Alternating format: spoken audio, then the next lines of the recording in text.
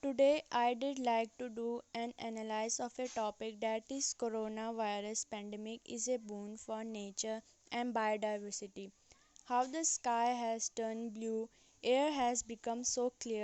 When you look up at the night sky, you can actually see the stars. The air has become so clear that the Himalayan peaks are visible from Jalandhar in Punjab, situated 140 kilometers away.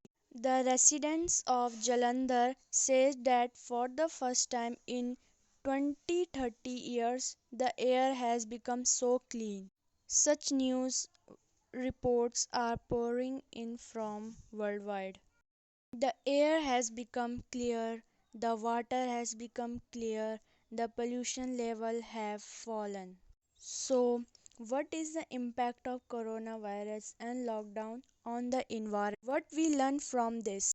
And why are the economy and environment always seen inversely proportional to one another? Nitrogen dioxide is a toxic gas that is emitted from the engines of cars, buses, trucks, and from factories. WHO states that if this gas is more in concentration than 200 micrograms per cubic meter, then it can cause an enormous inflammation in your breathing pipe, which can lead to problems like asthma.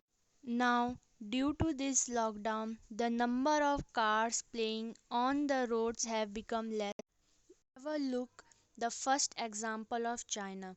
Look at the levels in the month of January and then look at how much it has fallen in February. Exactly the same thing was witnesses in the cities of Europe, in Spain, in UK and in Italy. Take the example of Italy. Notice how much of NO2 was present in Italy in March 2009 and how much it got reduced in March 2020. Exactly the same things was witnesses in Indian cities too. Look at Delhi, Mumbai, Bangalore, Chennai, Hyderabad. You can observe how the NO2 concentrations have fallen in comparison to 219 in these cities. Particulate matter 2.5 or PM 2.5.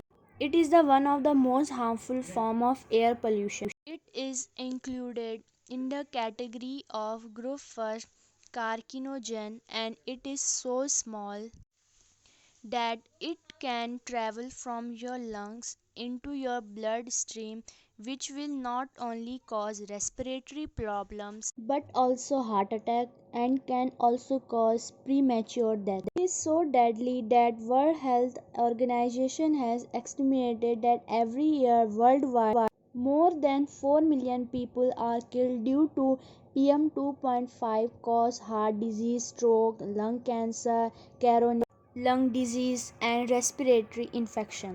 Now due to lockdown even the PM 2.5 level have reduced worldwide. Have a look at India's map.